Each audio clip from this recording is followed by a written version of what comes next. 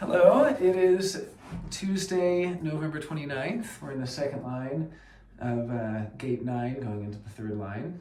I'm here with my co-host, Michael Steenbeck-Litvin, and this is the state of human design. So it's been a long time. We didn't have a single one of these during the last nodal period. That's a good point. I guess the 1 and the 2, we were going our own ways. It was very hard to get in sync over the last nodes. I noticed that a lot. It was, and did you notice that right when the nodes were about to shift, everyone was misplacing things? This time? Yeah. Yeah. In the last few days, I left my phone in someone's car, and so left a wallet here and left this there, and it was definitely there was some confusion, seemingly right as 1 and 2 went away, and we got 44 and 24, which is our current nodal environment. So, yeah, some interesting things about this nodal environment. It's the first time in around 15 years we've had nodes in the quarter of duality. This was a nodal environment shift, not only from the 1 and the 2, but out of civilization into duality. So, and I forget who pointed it out. It might have been Divan, or someone was posting, for many of us who are in the human design experiment, this is our first time, in fact, most of us, that we're in the experiment when the nodes are in duality. Yeah, good point. So what is it to be aware, what is it to kind of be aware of human design, to have access to that knowledge when the environment is calling for us? Well, what is it really calling for? It's calling for return. This is one of the 4 ways, right? This 44-26, I guess 44-24 are 2 of the ways. But we're in this, the nodes, if it were Sun Earth, would be cross of the 4 ways. So it's interesting, the nodes go in reverse. Usually we think of the 4 ways as ending the quarter. For the nodes, they begin the quarter. Right. And so typically it would be about reflection on what had happened. Since we're going the other direction, I mean, it is interesting. I guess it's still reflection. It's still a moving point, but yeah, it's a little bit different. I mean, and also, I guess reflection is just one of the 4 ways. Right? I mean, the 4 ways are each quarter. One of the ways ends the quarter based on that, on what is needed. So we have retreat at the end of civilization. Right? We remember it from the Human Design Conference when on Sunday of the conference, or Monday, the Sun Earth moved into retreat, and it was like a time of retreat. We actually scheduled it during the retreat at the conference, but people had already retreated so much, many of them didn't even make it to the retreat because they were already in retreat. So you can see that after civilization, retreat is what is called for. But it's different. Approach, for instance, 19 comes after the quietest, darkest time. So it's kind of like each one is appropriate to the quarter that it just ended. Now, because these are nodes, they're going backwards, it's not going to be the same. We can't really interpret it the same way. So for me, I usually interpret the nodes as what is lacking. So 44 and 24 would actually be lacking. People would be not returning enough. People would be not... It exists more in the environment because people are lacking it? How does that work? So the way that I understand the nodes is that the nodes are empty space. There's nothing actually there. It is what is being demanded. And people are trying to be that themselves and trying to embody it. This is what Ra calls getting lost in the nodes. Trying so hard to be that thing that's missing in the environment. When actually, we're not supposed to try to be the thing that's missing in the environment.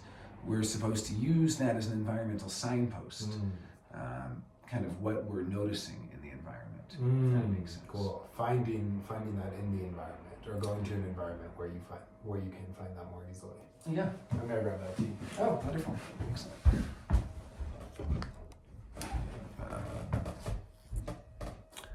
Drinking some tasty rooibos tea out of this fancy Boot Boys cup.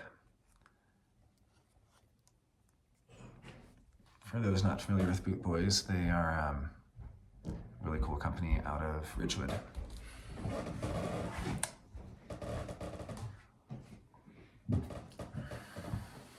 So which way is 44? Which way? Yeah, if 19 is approach and there's returning, that's 24. Then there's 44 is it coming retreat? to meet. It's coming to meet. Yeah. So and then the other one's retreat. 24. 24? No, the one that's like, returning. That's returning. So I guess it would be okay. So coming to meet. So that's an interesting one. So coming to meet would then be sort of what the environment is starved for. It's starved for. And how is coming to meet related to entrepreneurship then? I mean, what is coming to meet? Is that just networking? I know this is the extension of 3254, which obviously 54 has a lot of mundane interaction. It would seem coming to meet would be. I mean, is 44 kind of a networker then? Is that part of it, or? There's that thing about no preconditions. Right, that successful interaction is based on the lack of preconditions. Yeah. That one I love, because what it's really saying is you can permanently screw up relationships in this life. Because the moment something bad has happened in the relationship, that becomes a precondition, and that impedes the future success in interactions. And so if there is going to be any successful interaction, it has to be free from the shackles of the past, which starts to kind of connect to the stream of memory and as well, and how 4426 has to do with memory of the past. Right. Yeah, it's very interesting. Very interesting. So what we're lacking then is the ability to meet without preconditions. That's kind of what our environment, but it's also what the environment's called for. I mean, it's calling for. I mean, that's the funny thing is the nodes do activate. Like I have 26. Well, for the next 3.5 months, I'll now have 4426 through activation. So I do think we can use the activation without getting lost in it. I think the main thing is when we really see ourselves as that. You know, I am an entrepreneur. No, you just have 44, the environment right now. Don't you want to do that with any transit? Like if you were getting the 44 from Mars or something, you would also not want to identify with it, right? Yeah, I mean, I guess that's always the trick, is that in what Ross says about the long-term transits, he says this is the closest thing we have to really changing. It gives us the illusion that we've really changed, but we've only changed as long as the transit's there. The moment it leaves, we change back and we go, oh my word, I never actually changed in the first place. I was just temporarily different. And so that is absolutely part of it. I think with the nodes, I see the nodes as something like the ego ideal, something like we're trying to be them. We're trying so hard. It's kind of what the program says, how the program says you should be. And so we're trying so hard to be them. And I would say that for people who are not in the human design experiment, their nodes are probably stronger than their sun Earths. In that you could almost just describe the nodes as if they were sun Earths, and you'd be describing them more accurately because they have more in common with their nodal cohort than with their sun Earth cohort. See what I mean? They have more in common with the people born in a couple months of either side of them because they're homogenized, generalized, part of the furniture, part of the background, part of the environment. This is what Ross said, is that most people are very much furniture. You know, they're part of the environment that they're in. They're not really distinct from it. And that to me is because they're identified with the nodes.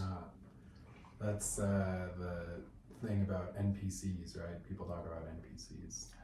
Yeah, I guess so. I mean, the NPCs only really have the nodes. It's like to save programming space, they weren't really programmed with real personalities. It's just, just use the nodes as the personalities. That's good enough.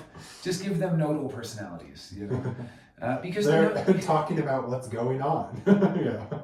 What's going on in the world? What's going on in the environment? I mean, that's the nodes. The nodes are what's happening in Santa Fe, what's happening in your area, and so on. So, okay, well, I have a few notes here for our state of HD. So this is something that I've realized somewhat recently in a very literal sense. is that a big part of human design is realizing that you're given everything you need to fulfill your purpose in this life. And what I mean by that is literally you see $2 on the table, you go, oh, I should put that away, you put that in a drawer. Later, you need $2 exactly. Why didn't you put it in your pocket? It was everything you needed, but you just let it go, right? Or, you were in a relationship and you want it to be one way and it's another way, and you think, if only I had this, if only I had that, if only it was a little bit different, if only we didn't have that split, if only, well, you're given exactly what you need. So it's almost like a clue. They're clues. It's a puzzle you have to solve. I like that. That's you, nice. you have to figure out how, it's kind of like being, MacGyver. He has some bubble gum, and he has like a toothpick, and he has a hairpin, and he has everything he needs to get out of that situation. He just has to figure out how it's supposed to be used. Right. So we have everything we need, in the sense, it's not everything. We don't have everything we want. We don't have everything, but we do have everything we need, and this is very, very hard for people to accept. Because it gets into what is really our purpose in life, and obviously the purpose of a life changes from life to life. The purpose is very much inextricably linked to the costume for that life, the costume of purpose. And why are we costumed? Why are we dressed this way and we think we're supposed to be that way? It's like we're driving a pickup truck, but we think we should be driving a Porsche.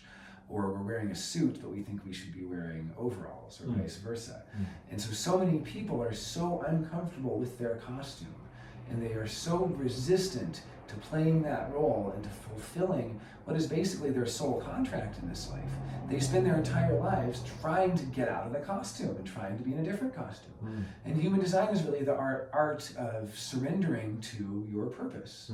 It's something that you can't help but have happen through the 7-year deconditioning process. And this is incarnation cross. But it's realizing anytime you're thinking, if only you had something else, if only you had done this a little earlier or a little later, or you hadn't done that or this or that, it's realizing that you really are continually given everything you need at every moment. It is our own blindness. There's a story actually from Christian tradition. There's a man, and he is told that a flood is going to come, and he says, "Oh, God will protect me." Then a week later, people come and they say, "The flood is here, and come with us, and we'll save you." He says, "No, God will protect me." Finally, the flood comes up to his neck, and he's about to drown. And a boat comes, and they throw him a rope and say, "Join our boat." And he says, "God will save me." And then he drowns. And then he gets to talk to God, and he says, "Why didn't you save me?" And God says, "I sent you advance notice. I sent someone right when it arrived. I sent a boat. What more do you want?" Right. And that's how it is in this life. We are given what we need, but we continue to wait for something else. And we wait until the future is behind us without us even noticing it. Then we go, wow, I'm waiting for a future that will never come. I'm waiting for something that could not come now because it is behind us. It is behind me. And it's like this in relationships, it's like this in jobs, it's like this in places, it's like this in so many. How many people out there are waiting for the right person, and they are ignoring that they actually have the right person right there in front of them? Especially the undefined G. Especially the undefined G. The undefined G can be greedier than the greediest person you can imagine when it comes to love and relationships. They always want more. It's never enough. And they'll try to trick you into waiting. But it's, I like to say that if you're waiting for something, you're not waiting to respond. If you're waiting for someone to be ready to be in a relationship, you're waiting for the time to come when you can actually start living. This is neurosis in a nutshell. This is the not self. The not self spends its whole life waiting. It's just waiting for an imagined future that never comes. And forgets to count its blessings, because to find our undefined G, we all have to count our blessings, take stock of the things in our life that we really like, be sensitive to how much we like living where we do and the people that we're with and enjoying the things we enjoy. And stuff. How lucky we feel, truly. Yeah. And this is especially being true. in touch with your own luck. And this is especially true for projectors, because projectors as well can really not know when enough is enough. And it can never be enough. So a projector can have a New York Times best-selling novel and can be world famous and have people approach them in the street and say, "You changed my life," and it's amazing. And they can be the bitterest person you've ever met. I'm thinking of someone I know who actually, it's very sad. I mean, I don't like to talk about people in this way, but it's true. You feel the bitterness. And it took 20 years to become that bitter. It'll take 20 years to become sweet. Something projectors don't want to hear. But it's the same kind of a theme of just basically always wanting something more, always wanting something better, not appreciating what you have.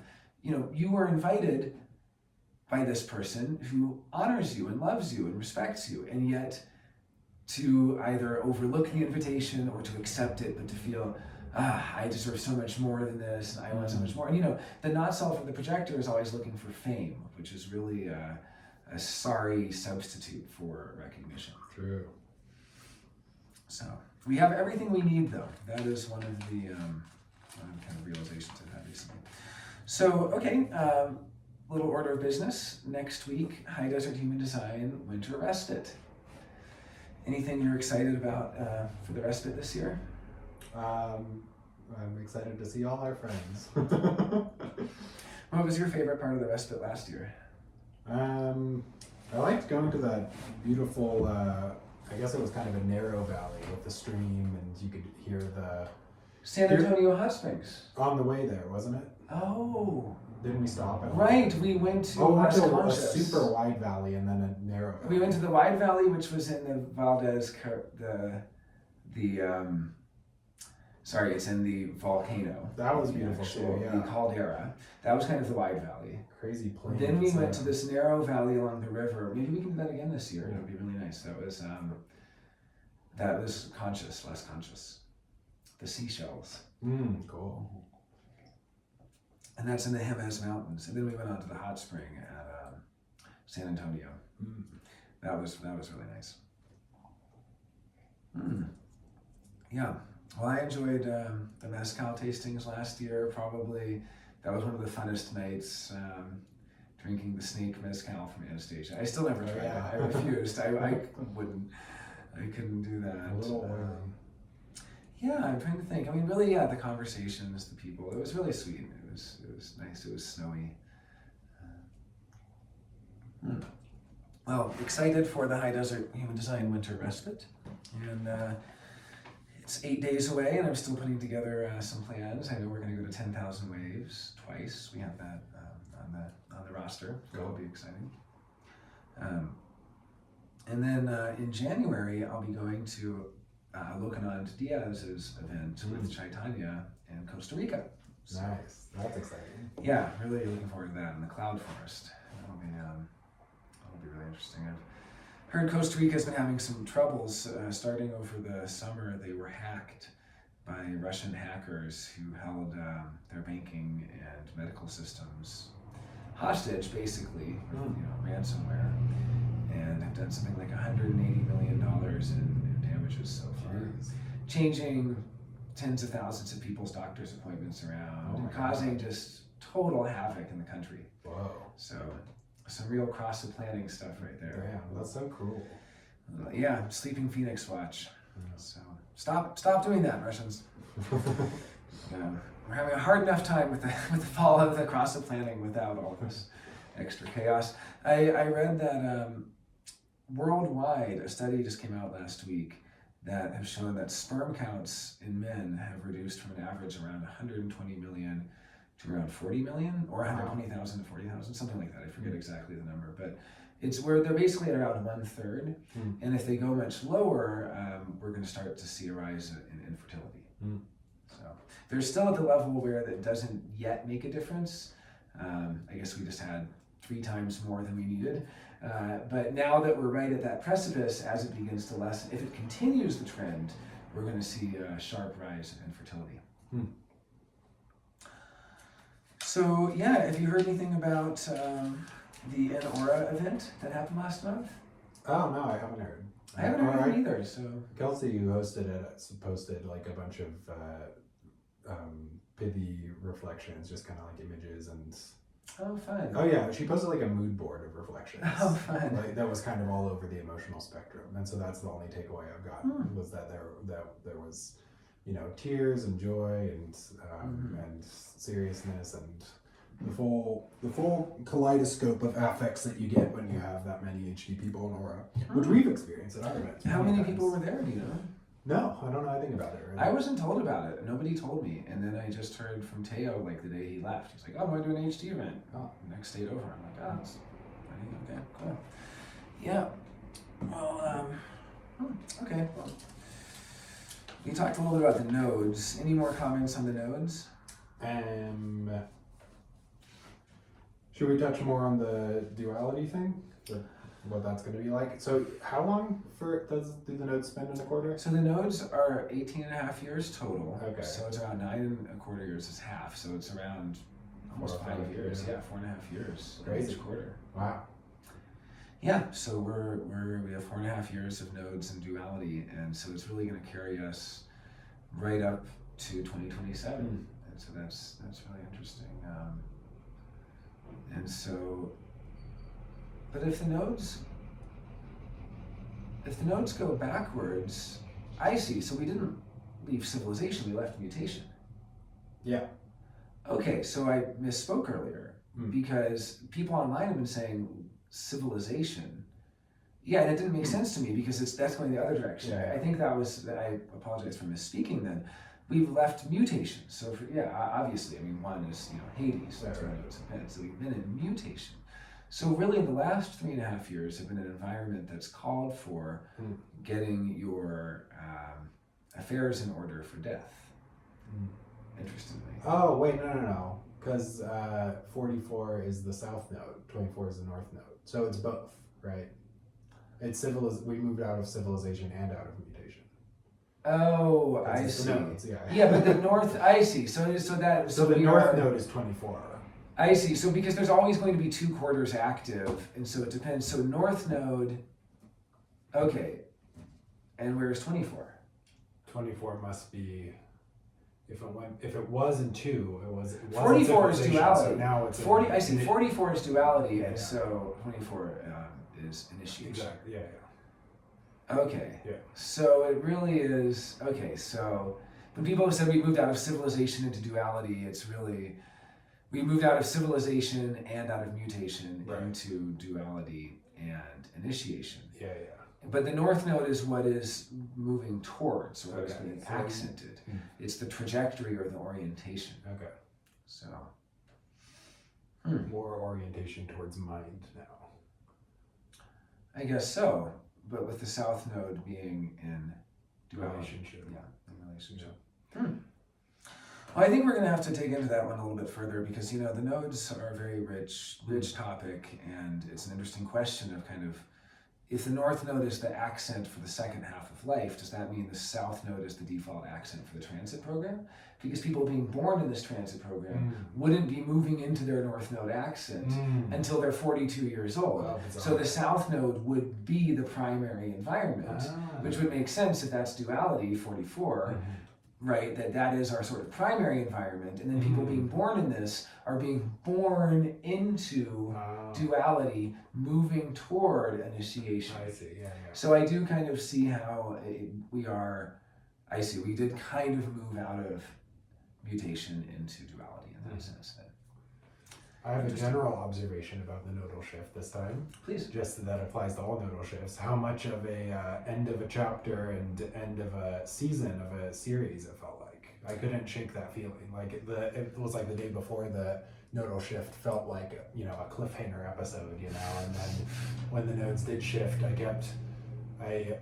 I guess it helped that I was on a trip, but when I was coming back to Santa Fe, I was like, I'm going to be catching up with all my favorite characters in the new season. Right, you mentioned like this is the first time you've seen me in the new season, and you're like, let's see how Jonah's doing in the new season. How's everybody's storylines going? So-and-so got a new haircut this season. Yeah, exactly. That did happen. Yeah, somebody did get a haircut.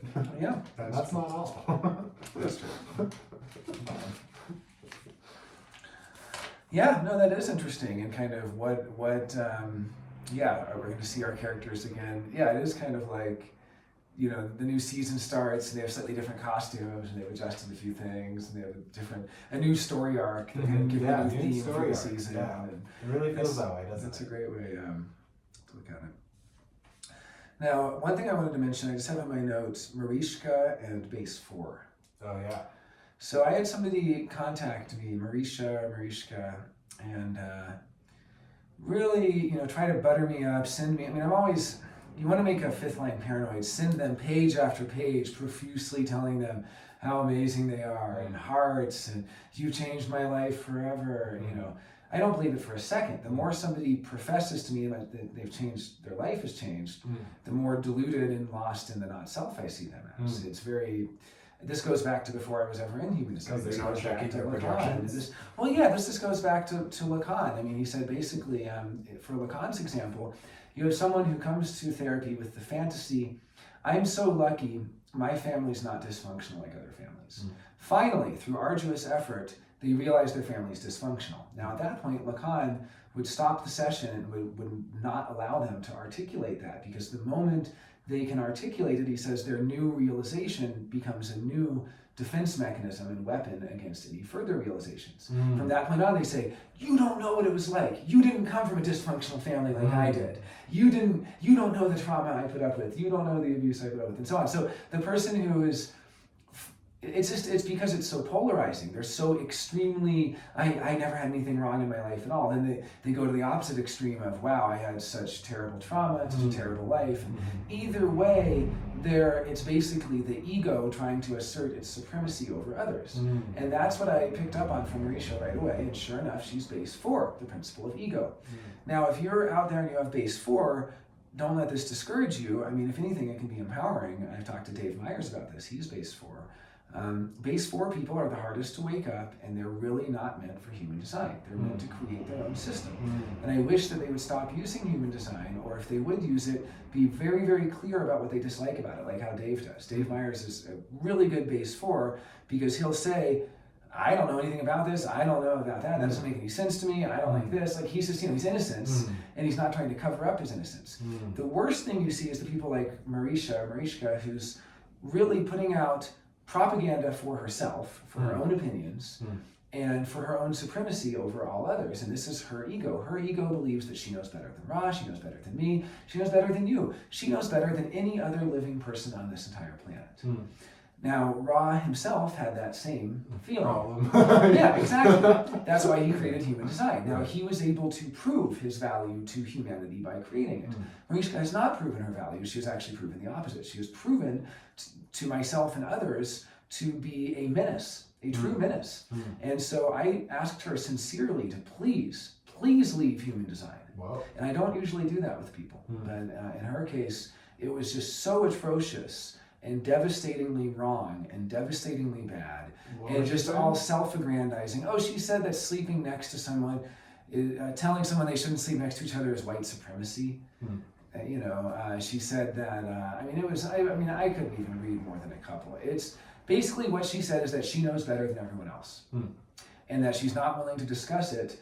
She's simply saying it the way the truth is, that only she knows, and that nobody else gets. So she can intuitively read a chart, and she can intuitively guess who has what gate and who doesn't. And it's really, people like her need to be ignored and rejected from the human design community, because they're basically doing nothing but interfering out of pure ego, the pure attempt to assert their own supremacy over others. I'm not a base 4, I don't have that problem, I'm base 2. I'm here to protect the spirit, and I see how much damage she does to the spirit. She does so much damage to so many people. So I don't know her other than that she has sent me page after page of profuse hearts and telling me how much she worships the ground I walk on. And then today I happen to see some very, very wrong, the thing is, you can't tell people they're wrong. Nobody ever really says anything that's wrong, they just say things that are stupid. But you can't just tell somebody what they say is stupid, so you end up saying it's wrong, and then they end up finding counter evidence that it could be right under some certain circumstance, and it ends up wasting everyone's time. I'll just say what she has said has been said 100 times before. It is nothing new, it is nothing original, it is nothing creative in any way, shape, or form, it is nothing that needed to be said again, it is nothing that anyone doesn't know, and all it does is serve to promote her and her ego and her sort of image. And so, I mean, I hate to even say her name here because that's all she wants is attention. But, you know, I mean, this is the base for, this is the ego. It says, I'm better than everyone else, and I want everyone to know I'm better than everyone else. And so that's all she's doing is broadcasting that she's better, that other people are wrong and she's right, that other people are dumb and she's smart, and so on. And of course, you know, I'm not the principle of ego, so I'm not here to contest that. I'm the principle of spirit. And so as the principle of spirit, what I'm here to say is that's damaging to the spirit, and the spirit will not, the spirit is only really there when we protect it through egalitarian collectives, through the Commonwealth, really. And what she does is very damaging to the Commonwealth. It is extremely damaging to the Commonwealth. So if she's watching this, or if anyone knows her and is watching this, please urge her to leave human design and just make her own system. Call it Mariska's real system that knows better than everybody else, and just do that. Because that is what the world needs from base fours. The world does not need base fours interfering with other people's systems. If Rod devoted his life to interfering with astrology, it would have been devastating. Instead, he said, let the astrologers have astrology. Here's my system. It's called human design. Now, Mariska is devoting her life to interfering with human design. If she simply said, let the human designers have their system, I have a new system called Flubelflorp, then she could go do Flubelflorp all day long and it wouldn't interfere with us. But she is interfering. And I've already been hearing about it. You heard about it from one of your friends, that she's caused great resistance. She's generated a lot of resistance in the community from her ideas. And I think rightly so, because, you know, it's like the body fighting off an infection. You know, she's an infectious disease. So I guess, yeah, stupidity, it's like cul-de-sac mutation. Like, that's what stupidity really is. It's like you said it, if it's been said before, you can't make anything new from it, right? And that's Deleuze's version of stupidity too, right? Yeah, that it lacks all novelty. Not that it's wrong, but nothing can grow. Yeah, you can say something that's true, you can say something right, you can say something completely correct, and it can be completely banal and stupid and actually harmful. And so this is, you know, the question is, what is harmful to our community? What is helpful to our community? Well, as an arbiter of spirit, as a base 2, I see what helps and hurts the spirit. And it hurts my spirit to read that idiotic bile from her. So I had to block her simply because I can't read it. I can't. And people who post things, I mean, I've really, you know, I know that I say how generators aren't really here to block.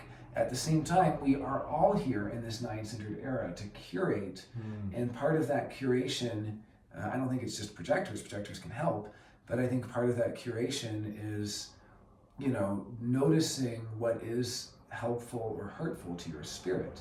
And each of us have our spirit tested. We don't need snakes in the den, so to speak. You know, we don't. She can do whatever she wants under her own name, under a name that is, but why would she go after, except out of ego? It's pure ego. It's the principle of ego that says she's right and others are wrong. And you might say, well, Jonah, aren't you doing the principle of ego by telling her she's wrong? No, I'm saying the principle of spirit. I'm saying, as an arbiter of spirit, I see the damage that she does to the spirit of the community.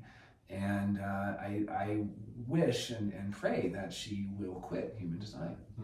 I do. And that's rare for me to wish that. I mean, I've had people wish I would quit, and I've heard that. I mean, it's a pretty nasty thing to tell someone, but it's like what Ross said when he said better luck next life.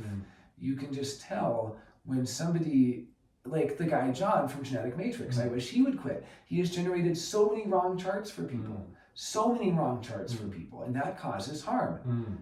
He's probably a base 4 also.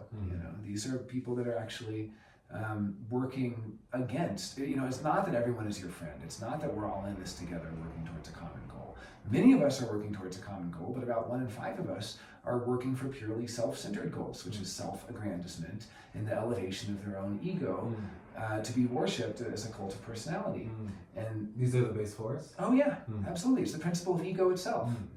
And yeah, we have to put up with them. I mean, Ra is a base 4, so I think he gave us something. The world is a base 4, right? The universe is. I guess so. But, Ra gave us something so wonderful that in some ways he's made up for the damage done by a lot of his brethren and sistren. But it doesn't mean that we should tolerate it. So here's something interesting I wanted to kind of mention. So I've been thinking about the right and the left angle a lot. And we're both left angle. And people seem to think the left angle has a lot of power. They act like the left angle has all this power. Just in the sense that, it's because the world is a right angle world, and because the right angle is much more common, the right angle, who are really starkly independent, all right angles, even 4/6s, are very, very independent people. When Ra talks about self-absorption, I hear independence, that they really are going their own way and doing their own thing, and even if there's split definition in these other cases, there's a real independence to the right angle. Well, they assume the left angle is just as independent as them. And they criticize us as left angle, why have we not X, Y, Z? It's so simple to do that. Well, it's because we're not equipped to do that. What we need, the right angle is not dependent on others, hardly at all. The left angle needs others to achieve anything. The left angle is so dependent on others. And so I think it's just kind of a PSA that, when we're talking about the angles, that the left angle is the one whose power is only given to them by others. Their power, like Ra could talk all he wants about being integration, survivalist, this and that. He only survived in Ibiza by the goodwill of others. They brought him food, they gave him shelter, and so on. And so it's something interesting. I think it's a little bit of a reversal of what people think. And if you're left angle, you've probably had propaganda your whole life saying, you don't need other people, just go out there and do it. But if you're left angle, what it's really about is who can you enlist? Who trusts you? Who believes in you? Who do you have karma with? Who did you help so they will now help you? This is the game for the left angle. We can't do anything. We can barely go shopping by ourselves. It takes a community for the left angle. And so this is something I've been realizing big time is all of my goals of, establishing the Center for Human Design to carry the knowledge into the future and so on, are very, very interdependent and intermixed with others, just like Ra's goals were. He couldn't do anything without his right angle, his right angle team. So something to think about there. And then I guess my only other comments, I just had a few more notes on angle, left and right angle and karma, and then I had on the lines, and just been kind of deepening my understanding of the lines a little more. There's a lot of ways to slice the lines, but those have been kind of my areas of study lately. Have there been anything you've been studying of late? What were you going to say about the lines? Just a great mystery of them. I don't think that's enough to go into now, but I've been studying them again. It's interesting how things come and go. And so I've deepened my understanding of the lines quite a bit. Earlier we were talking about seeing them in terms of yin or yang, as well as in terms of fixed, cardinal, or mutable, because each line is a combination of yin or yang. The second line is the yang cardinal, the fifth line is the yin cardinal. The fourth line is the yang fixed, the first line is the yin fixed. So the 5-1 is the double yin cardinal fixed. The 2-4 is the double yang cardinal fixed, and so on. But I've also just been deepening my understanding of the roles of the lines as I've been seeing. This kind of goes hand in hand with what I said earlier of we are given everything we need in this life to fulfill our purpose. Well, the lines of profile are integral to the costume of purpose. I mean, we are given the lines we need to fulfill our purpose in this life. So understanding deeply what those lines are here to do can help, because we can really get tricked. And in fact, this will be my last thing I have to say about this, and then I'm done. But and if there's anything else to talk about, we can talk about it then, or we can wrap it up. But Ra had a great example of his own childhood. He said that because his parents did not understand the dynamics of the fifth line, they always told him the worst possible advice for the fifth line, which was keep your head down, do what needs to be done, but don't make waves. Just be totally normal and expected. And he said for the fifth line, they can't do the normal. They can't survive in the normal. In fact, what you should tell a fifth line child, the 5-1 and the 5-2 in particular, more so than the 2-5 or 3-5, is I can't do this. And it could be for anything. I can't do this. It's broken. I can't fix it. I don't know how to do this. And then give the fifth line an opportunity to go, I do know how to fix this. Because when they can fix it, they can do something exceptional. They can do something unexpected. They can do something nobody else can do that makes them stand out as an exceptional savior who can do what others cannot. Right. But when you just tell them, no, I've got this, just stay in your lane, just do what you're here to do what's normal, you really don't understand the fifth line. Right. Anytime someone tells me stay in my lane, they don't understand the fifth line. The fifth line is not here to stay in a lane.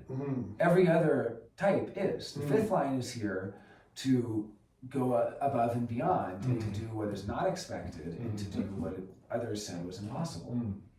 And they can only do that when they don't stay in their lane. So anyone telling them to stay in their lane is really trying to diminish their power and is trying to turn them into a different role. They're really trying to homogenize them. Yeah, my feelings exactly. So understanding your role and understanding how it operates and how it's meant to operate, and it's really just not letting yourself get tricked. Don't get tricked into thinking that your role is something else. Once you realize what your role is, don't give it up. Don't forget it. It's so easy to forget, and the ones closest to us homogenize us the worst. So. True. Well, do you have any thoughts for this state of HD? Any final excitement over the next episode? I guess we're starting a new season. Yeah. We're starting, it does feel like the beginning of something new. It feels like a new undertaking. Yeah, and I feel like no stories have picked up yet. We're just sort of getting introduced to the stage and the characters and things. Did we get a lot of resolution in the past few months and the last 4.5 years? It seems like there was 4.5 years. Wow. Because that's the whole quarter, yeah, right? That's the quarter. I don't know. Yeah, I haven't thought about it that way yet.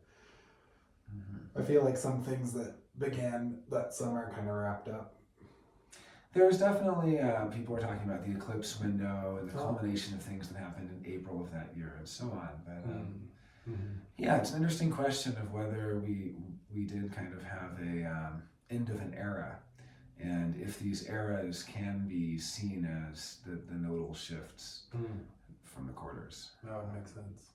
So it certainly does seem that way. But yeah, but I'm excited too. I mean, I especially with 44. I mean, it's so entrepreneurial. It's hard not to be excited. I think a lot of people are really. It was an interesting Thanksgiving week where really it was so quiet and so sleepy, and I think it was kind of apropos for the end, for the last week of a quarter of the nodes, because it really was just this sort of almost like moon void of course feeling of it being really hard to kind of sense any direction. And it is interesting now. Now we do seem to have been given more direction. So, but I've never looked at the nodes as telling me what I should do or anything. If anything, the nodes are just kind of, I usually don't even bother with them, to be honest. I mean, all I noticed is, I remember like when the nodes were in 2930 last time, they were just, everything was, you couldn't go anywhere because there were detour signs everywhere. If anything, I look at the nodes more as hazards and things getting in the way than And so it was also funny. I remember there were so many people talking about this eclipse window, and someone said it's the best astrology it's been in years, and that it's and that it's kind of all systems go for a new start and all this stuff. And I just don't see the world that way. I can't look at the world that way anymore. I can't. I was talking astrology last night. I put my astrological hat on, but it's so tricky for me, because whenever we talk astrology, even evolutionary astrology, which seems to be the one that sort of has the deepest affinities with human design in terms of the similarities between interpretations of nodes and so on.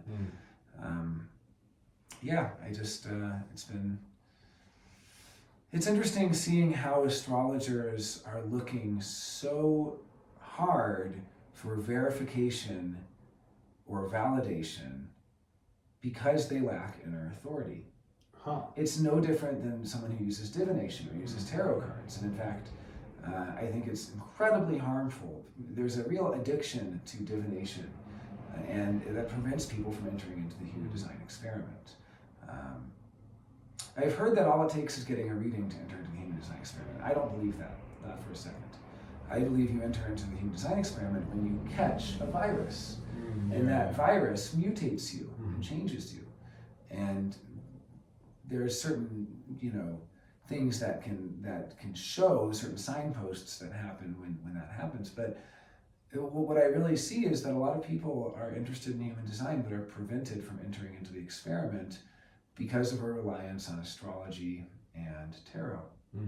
Those are the two biggest, I would call them addictions. Yeah. There's an addiction to the transits, and there's an addiction, as well as the partnership analysis through things like CoStar and the pattern. People get so addicted to looking at their chart with someone else. I would challenge you, if you have an undefined head in Ajna, and if you're in the human design experiment, don't look at any partnership analysis, anything like that, for like a year or more. Just as a challenge, just don't bother. Just use your actual strategy and authority, not your mind, to try to decide what is correct. And it's really hard. I've seen how much damage it can do, how people who are addicted, they'll say, well, I think I had a sacral response, but the tarot card showed me the tower, and that's telling me that I need to this and that. And no, it's really sad when you see people who are really, what they're addicted to is the good news, bad news cycle. It's really not that different than people who are hooked on Fox News. They think they're so much better because they do tarot every day. Right. But the tarot is not that different than watching the news. Truly. Same with looking at the transits. Same with looking at your partnership analysis with someone else, your composite, your synastry. Great point. And so I think that's a nice kind of parting shot, is if you're currently addicted to these things, especially if you have undefined head and ajna, try giving them up for a little bit. See what happens. They'll still be there. You can go back to them later, but it can be really damaging to be sort of hooked on the good news, bad news cycle. I've always thought of that. I mean, in astrological terms, just addiction and those fixed signs, all the substance stuff being so obvious in Scorpio and Taurus, but then things like the media sensation, glamour, but then speculating about the future being Leo, and then Aquarius, especially for speculating about the future. Right, and kind of aliens and mysteries, and there's even an addiction, of some, Aquarian addiction to... And then it's like astrology does become sort of like the ultimate cage that you can build for yourself and keeping you trapped in the mental Maya, because its symbols are so rich and there's so much you can do with it. You can just sort of carry it around with you wherever you go. And people will then use human design for that purpose too. They'll use that to better design their own cage, and instead of waking up. Yeah, it's scary. So, well, thank you all for watching. Any comments, please post. We're hoping to do these more frequently, but we'll see. It's a new season. A new 4.5-year season is upon us. It's funny. And a 2.5 month season. That as well.